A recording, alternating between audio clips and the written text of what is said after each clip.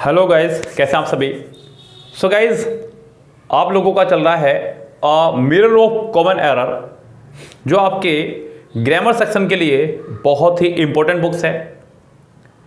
इससे शानदार book grammar की शायद आपको कहीं मिले। शानदार इसलिए क्योंकि ये आपके एक ऑथेंटिक बुक है इंग्लिश ग्रामर की। अगर अच्छी किताबों की मैं गिनती करूं तो मैं टॉप 3 बुक्स में मिरर ऑफ कॉमन एरर को रखता हूं। यस गाइस, इसके राइटर अशोक कुमार सिंह को जो गहन अध्ययन अपने सब्जेक्ट का है वो शायद ही किसी राइटर को देखने को मिले। सो गाइस, आज उसी बुक से मैं आपको एक नहीं पूरे 2 सेट सोल्व करवाने वाला हूं, जो कि है सेट नंबर 128 और सेट नंबर 129। पहले सेट में है 5 क्वेश्चंस और दूसरे में आपके 6 क्वेश्चंस। ओके गाइस, 1 बाय 1 हम लोग क्वेश्चंस पे करेंगे अपनी कमांड और उनके रूल्स को क्लियर करते हुए चलेंगे। सो गाइस, अगर इसी बुक का आप पूरा सोल्यूशन चाह रहे हैं तो इसी तरह से हमसे जुड़े रहें चैनल से बच्चों। चैनल को सब्सक्राइब करें, बेल आइकन को प्रेस करें, वीडियो को शेयर और लाइक जरूर करके जाया करें, जिससे कि आपका सपोर्ट से हमें पता चलता रहे कि आपको हमारी वीडियोस कितनी अच्छी लग रही हैं। यस गाइस, सो गाइस, यहाँ आपके सपोर्ट के बिना कुछ भी संभव नहीं है। आप लोगों का प्यार बहुत ज़रूरी है। फैमिली को सपोर्ट करने के लिए हर मेंबर का साथ देना जरूरी है बच्चों। सो गाइस, यहाँ आज हम शुरू करते हैं अपना सेट नंबर 128 और 129। चलिए, इसके लिए हमें चलना होगा स्क्रीन रिकॉर्डिंग की तरफ। फिलहाल चलते हैं वीडियो की तरफ। हेलो गाइस, कैसे हैं आप सभी। So guys, mirror of common error से आज है आपका set number 128। Metro railway exam में आया हुआ सेट है सन 2002 में। छोटे छोटे से सेंटेंस हैं, मामूली सी एरर जो आप लोग देखते ही बता देंगे। सो गाइस, यहाँ पहला सेंटेंस है आपका, कह रहा है कि Shyam had at least 400 of books. यहाँ उसने कुछ पार्ट्स को अंडरलाइन किया है। आपको बताना है कि इन पार्ट्स में क्या एरर है। जैसे कि उसने पहला पार्ट किया है, श्याम हैड यानी कि रखने के अर्थ में इस्तेमाल हो रहा है पार्ट के रूप में। उसके पास थी एटलीस्ट 400 ऑफ बुक्स। यहाँ गाइज आपको ऑफ लगाने की आवश्यकता नहीं है। जब भी बात करें हम कोई संख्या की, चाहे वो 100 हो, थाउजेंड्स हो, मिलियन हो, बिलियन हो, दर्जन हो, कुछ भी हो, उनके साथ में हम लोग ऑफ का इस्तेमाल नहीं किया करते हैं।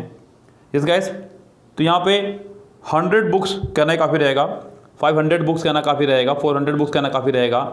आपका यहाँ डी पार्ट में ऑफ नहीं आना है।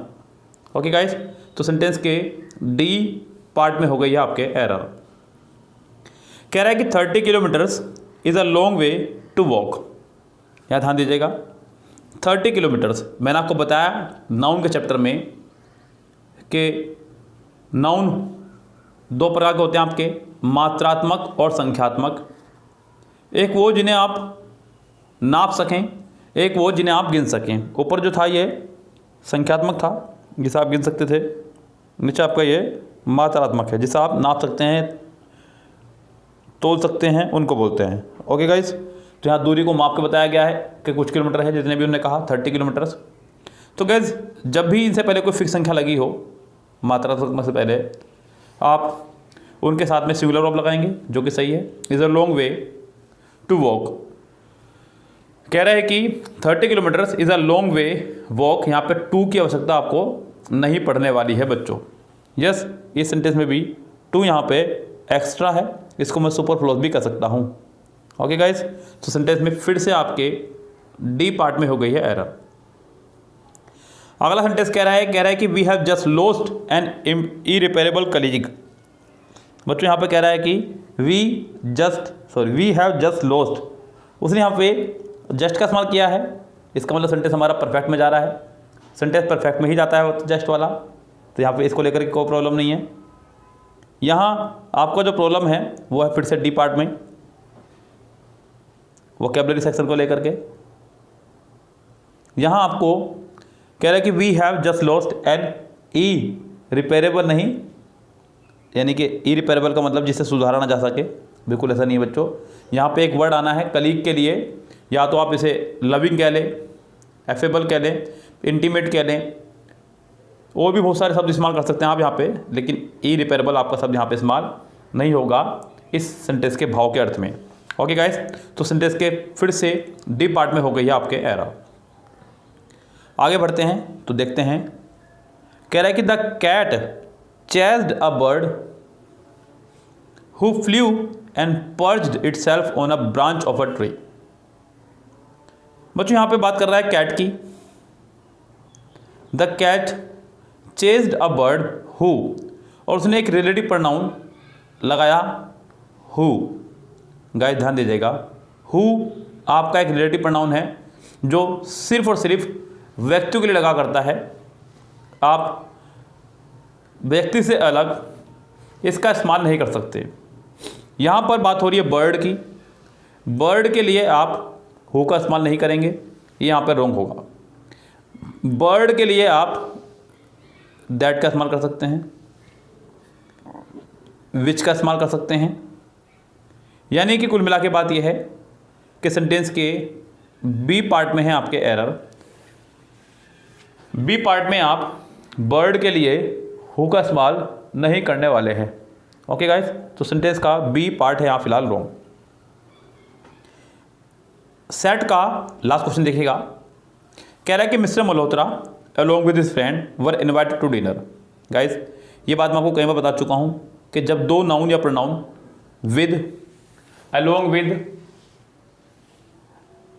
Together with, in addition to, as well as, rather than and not से जुड़े हों तो आने वाली वर्ब पहले वाले सब्जेक्ट के अकॉर्डिंग आया करती है। और पहले वाला सब्जेक्ट आपका मिस्टर मल्होत्रा है, तो यहाँ पर वर नहीं, आपका होना चाहिए था वोज। क्या होना चाहिए था बच्चों यहाँ पर आपका वोज, तब जाकर आपका ये सेंटेंस रहता करेक्ट। तो सेंटेंस के फिलहाल अगर देखा जाए तो सी पार्ट में है मिस्टेक। सी पार्ट में आपको वर को वोज करना होगा, तब जाकर के हमारा सेंटेंस होगा correct. Okay guys, next sentence देखिएगा, नेक्स्ट सेंटेंस नहीं, नेक्स्ट सेट जो आपका है 129, जो कि आया हुआ है आपका एनडीए एग्जाम 2003 में। 6 क्वेश्चन है इसमें, 6 के 6 क्वेश्चंस को ज़रा ढंग से देखिएगा। थोड़ा सा क्वेश्चंस का लेवल टफ रहेगा क्योंकि बात हो रही है एनडीए एग्ज़ाम्स की।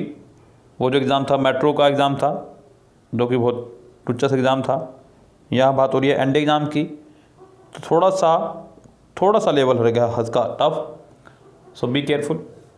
कह रहा है कि the aircraft was overloaded. 1 by 1 part देखते चलेंगे, उस पार्ट में कोई एरर तो नहीं है। गाइज सेंटेंस की शुरुआत हुई है रिसीवर सब्जेक्ट से, तो इसलिए सेंटेंस को बनाया गया है पैसिव, जो कि ठीक है। The aircraft was overloaded, there was something wrong of the battery and the engine was making a queer noise. There was something wrong of a battery.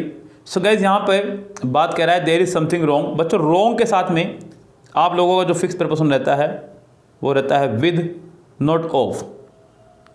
Okay guys, wrong with the battery. अगर मतलब इसका मतलब है खराब होने के अर्थ में। खराब होने के अर्थ में हम लोग आउट ऑफ का भी इस्तेमाल करते हैं, लेकिन वो आउट ऑफ है बच्चों, यहाँ पर रॉन्ग है।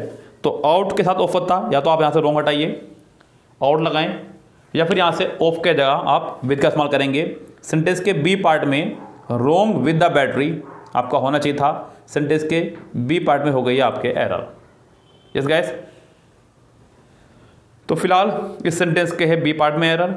आगे बढ़ते हैं सेंटेंस नंबर नेक्स्ट पे। क्या कहना चाह रहा है, कह रहा है कि a thorough inquiry of the misappropriations of funds is now imperative to bring the guilty to book. A thorough inquiry, बच्चों इंक्वायरी के साथ में, यानी जब किसी से कोई पूछताछ की जाए तो इंक्वायरी के साथ में हम लोग हमेशा प्रपोजिशन इनटू का इस्तेमाल करते हैं। किसका इस्तेमाल करते हैं? फिक्स्ड प्रपोजिशन इनटू का प्रयोग करते हैं इंक्वायरी के साथ में। यहाँ सेंटेंस के पहले ही पार्ट में आपको दे दी गई है एरर, आपको यहाँ पे ऑफ हटा करके इनटू का इस्तेमाल करना होगा, तब जाके सेंटेंस होगा करेक्ट। तो सेंटेंस के ए पार्ट में रहने वाली है आपके मिस्टेक। इस गैस, तो इस सेंटेंस का हो जाएगा आपका ए पार्ट रॉन्ग, ए पार्ट में आपको ऑफ हटा करके इनटू का इस्तेमाल करना होगा। कह रहा है कि the brilliant success in the examination as well as his record in sports deserves high praise. Guys यहाँ सेंटेंस जुड़ा है आपका एज वेल एज से, जैसे कि मैं आपको पहले बता चुका हूँ। इससे पहले वाले सेट में क्वेश्चन नंबर 5 मिस्टर मल्होत्रा वाला आपको याद होगा, चेक की जगह जाकर के आपको मिलेगा। मैंने आपको बताया यदि दो नाउन या pronoun with, along with, together with, as well as, in addition to, rather than, and not आदि से जुड़े हो तो आने वाली वर्ब पहले वाले सब्जेक्ट के अकॉर्डिंग आया करती है। द ब्रिलियंट सक्सेस जो कि आपका सिंगुलर सब्जेक्ट है उसके हिसाब से आपकी आई है वर्ब, डिजर्व, एस या ईएस। सो गाइज इस सेंटेंस में नहीं है कोई भी एरर, ये सेंटेंस आपका है पूरी तरह से करेक्ट, इसको आप कहेंगे नो एरर। क्या कहेंगे इसको आप? No error. Sentence number next देखिएगा, कह रहा है कि while travelling by a train on a cold winter night an argument rose between two passengers in our compartment. Guys means of transportation से पहले, मीन्स ऑफ ट्रांसपोर्टेशन से पहले अगर आपका लगा हो बाय, मीन्स ऑफ ट्रांसपोर्टेशन से पहले अगर बाय लगा हो, यानी कि यातायात के साधनों से पहले अगर बाय लगा हो तो हम लोग किसी भी आर्टिकल का इस्तेमाल नहीं करते हैं।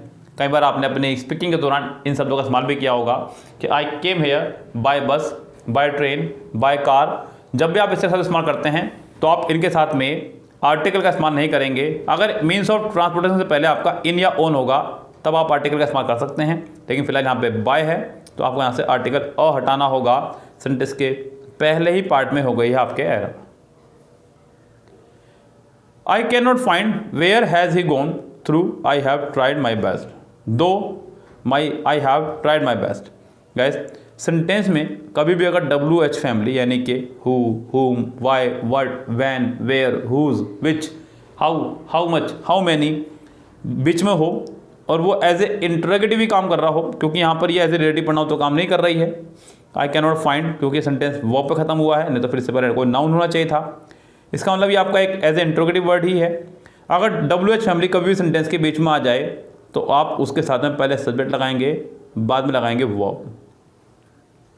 यस गाइस, तो सेंटेंस में पहले सब्जेक्ट रहेगा, बाद में रहेगी verb. Where he has gone होना चाहिए था, not where has he gone, क्योंकि ये एक इंट्रोगेटिव स्ट्रक्चर है। W family plus helping verb plus subject, तो ये आपका इंट्रोगेटिव स्ट्रक्चर है जिसके बाद में क्वेश्चन मार्क्स आना चाहिए। दूसरी बात, इंट्रोगेटिव स्ट्रक्चर सेंटेंस के कभी भी बीच में नहीं आएगा, वो सेंटेंस की शुरुआत में आया करता है। इस सेंटेंस में बी पार्ट में है आपके फिलहाल एरर। सेंटेंस नंबर लास्ट देखिएगा आज के सेट से, कह रहा है कि if I was the prime minister of India I would work wonders. Guys ये चीज़ मैं आपको बता चुका हूँ पहले कई बार। यदि सेंटेंस की शुरुआत कभी भी इफ़ से, एज इफ़ से, एज दो से, आई विश से हो बच्चों, तो आप सेंटेंस में सभी सब्जेक्ट के साथ में वर का ही इस्तेमाल करेंगे। किसका इस्तेमाल करेंगे? वर का।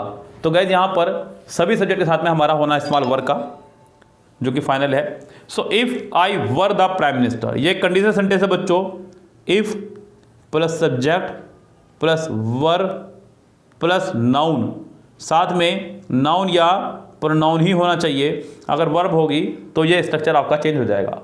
ओके गाइज, फिर आप according to subject wise verb का इस्तेमाल करेंगे, लेकिन फिलहाल यहाँ पे आपको नाउन दिया गया है प्राइम मिनिस्टर, तो यहाँ पर आप इफ़ आई वर्ब का इस्तेमाल करेंगे, जो कि रहेगी गलती आपके सेंटेंस के पहले ही पार्ट में।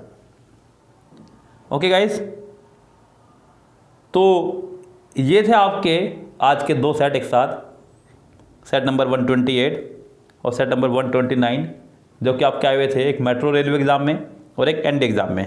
एक 2003 में आया हुआ था और एक आपका आया हुआ था 2002 में।